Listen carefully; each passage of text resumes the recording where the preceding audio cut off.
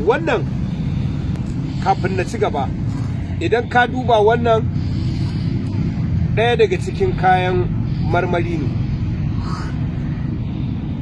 Akwai manyanta, ita ce plantain, wannan kuma ita ce banana ayaba. To ita wannan ƙaramar ana iya samun wacce bata ƙarasa nuna haka ba, ta nuna cikinta yana da zaki-zaki amma bayanta yana da ɗan kore-kore. Za a wanke ta har bayan, idan aka wanke ta har bayan to sai a zo sai a yanyanka ta, a yanyanka ta, a yanyanka ta, sai a yi dryness ɗinta, a busar da ita. In aka busar da ita to daga nan sai a yi fodarta. In aka yi fodarta, abin da ake bukata kafin ka ci komai, in kana da madara gari,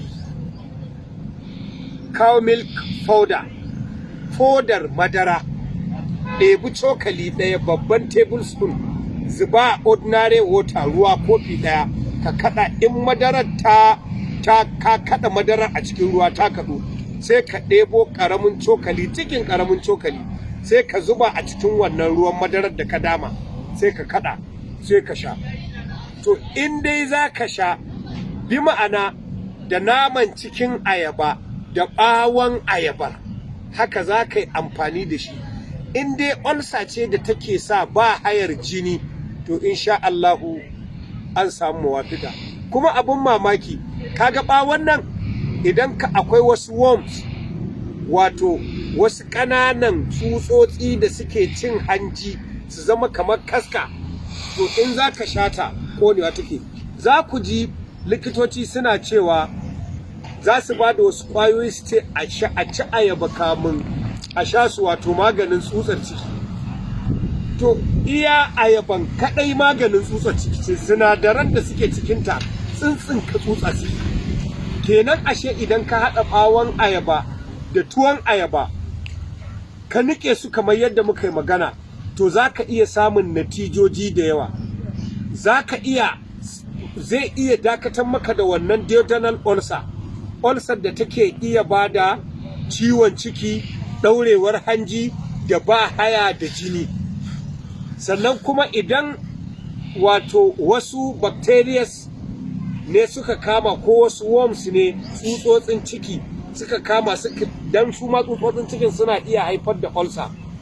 To idan za ka dinga amfani da wannan garin, ko kuma a'a kana samun constipation, wato zaunewar ba haya izama ta yi nauyi, ta yi kauri, to duk lokacin da ka zo za ka ci abinci, kar ka ci abincin nan iya ayaban kawai, tuwon ayabar misali a ce wannan, sai ka zo za ka ci abinci.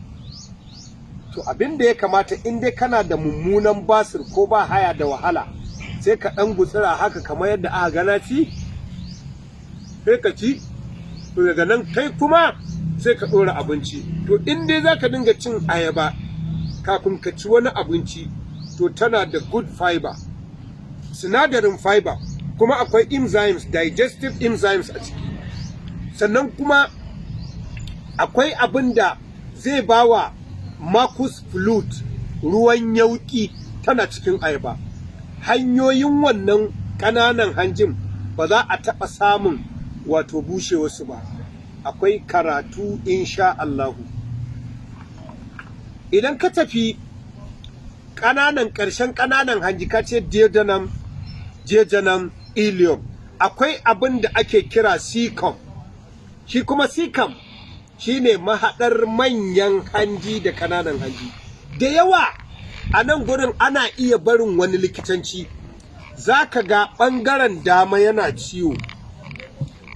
A ɓangaren dama akwai matsaloli kamar guda 4, duk za su iya baka ciwo. In aka ce ɓangaren daman cikinka, in ka taɓa nan shine liver side, ɓangaren hanta kenan. An fahimta ko? To daga ƙasa-ƙasanta nan shi kuma gallbladder side, shine ɓangaren maɗaciya.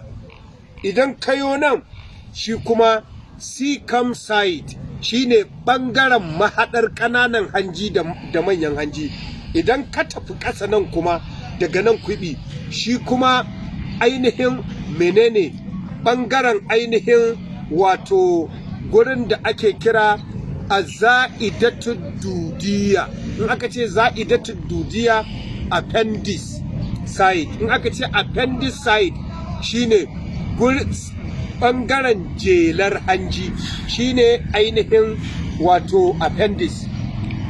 Appendicitis shine matsalar cikin appendix din shine wajen taruwar tsakuwa.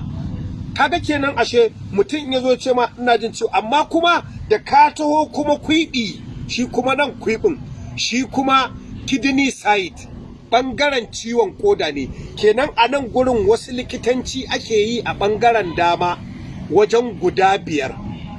In aka ce liver problems, ko ka ce a gallbladder problems, ko ka ce cecum problems, ko ka ce appendix problems, ko ka ce kidney problems, kaga dukkaninsu a ɓarayin dama ne. To yaya za ka iya mayyazewa baka sha karatu a cikin jikin ɗan adam ba? Kuma a iya yadda mutum zai iya, za ka iya dafawa, za ka iya motsawa, za ka iya latsawa, za ka iya nutsawa. Misali a ce mutum ya kwanta, in ya kwanta akwai side ɗin da in ka taɓa mara lafiya zai ƙara, za a gane cewa gallbladder ne. Akwai inda idan ka taɓa mara lafiya zai ƙara, za ka iya gane cewa matsalar liver ne. Akwai inda idan ka taɓa zai iya yin ƙara, za ka iya cewa wannan appendix ne. Akwai inda idan ka taɓa mara lafiya zai ƙara, za ka iya cewa wannan kidney site ne, ɓangaren ƙoda ne. Don haka a je makaranta a gano menene cututtuka, amma da abu ya zo nan sai a ce ai appendix ne, aiki za a yi haka kawai, sai a zo a yi aikin abin da ba shi ba ne. To abin da nake so ku gane almuhim, akwai ɓoyayyen abu da ake kira cecum. In aka ce cecum shine asuduba, shine mahaɗar ƙananan hanji da manyan hanji. Ita doman ce, hanya ce mai kofa ɗaya, abinci ne, kwatamin abinci ne yake fita, in ya fita ba zai dawo ba, cafarsa ake ai sama da shi, ya tafi ascending column kenan. An fahimta ko? To wannan gurin ƙarshen ƙananan hanji yana iya samun bushewa, yana iya samun kumburi, yana iya samun tsatsagewa, yana iya samun farfashewa, yana iya samun ƙuraje.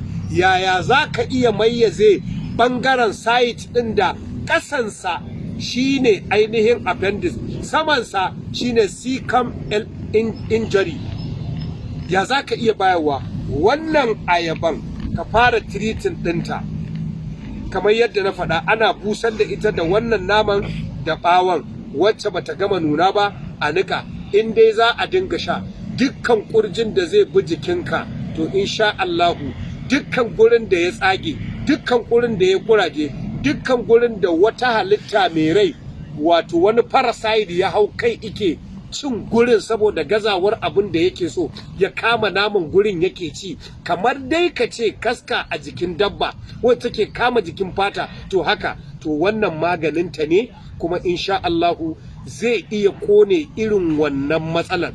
Amma duk da na yi muku wannan bayanin, akwai fa faɗin Allah subhanahu wa ta'ala da yake ba mu labari a cikin littafinsa mai tsarki, inda yake cewa bismillahir rahmanir rahim, fas'alu ahlaz zikiri in kuntum la ta'lamun. Tambaya tana ɗaya daga cikin rabin ilimi, as-su'al nisful ilmi, shine ainihin fas'alu ahlaz zikir in kuntum la ta'lamun. Duk abin da za ka yi ka tambayi ma'abota sani in baka sani ba. Idan kai tiritin da wannan bai yi ba, ɗauko dankali kamar yadda ne bayaninsa, kai tiritin da shi, insha Allahu zai yi. Kamar yadda ne bayanin a wancan lokaci, a wancan sati na yi bayanin dankali wanda ake draining ɗinsa, haɓawansa a dinga shan ruwan, maganin ulcer ne. Kaga kenan akwai abin da ake kira mouth ulcer, akwai abin da ake kira esophagus ulcer, akwai abin da ake kira cardiac ulcer, akwai abin da ake kira peptic ulcer, akwai abin da ake kira gastric ulcer, akwai abin da ake kira ulcerative colitis, wato manyan hanji guda 4 da suke samun wato ulcer su. Duk tsakanin dankalin mu na gida dinnan da wannan ayaban, insha Allah sun ishe ka kai tiritin ɗin wannan, sai dai idan kana jin tsoron yadda za a iya haɗawa ko samun wani maganin ingantacce, wannan za ka iya tuntuɓar waɗanda ka yarda da su a iliminsu. Ban ce ni ba, ni dai gashi na bayar, kuma na bayar ne don girman zatin Allah. A yi mana addu'a a cikin wannan tasha mai albarka wadda take wato ainihin watsa irin waɗannan abubuwan masu amfani a filin da ake kira abincinka garkuwarka. Ni Nura Salihu Adam, wanda ake wa lakabi da Salihu Nur, nake bayar da gudunmawa akan haka. Duk dai muna cikin ainihin wannan program na abincinka garkuwarka. Idan ka bi ni a hankali, na ambaci abin da ake kira azza'idatid dudiya, wato appendix.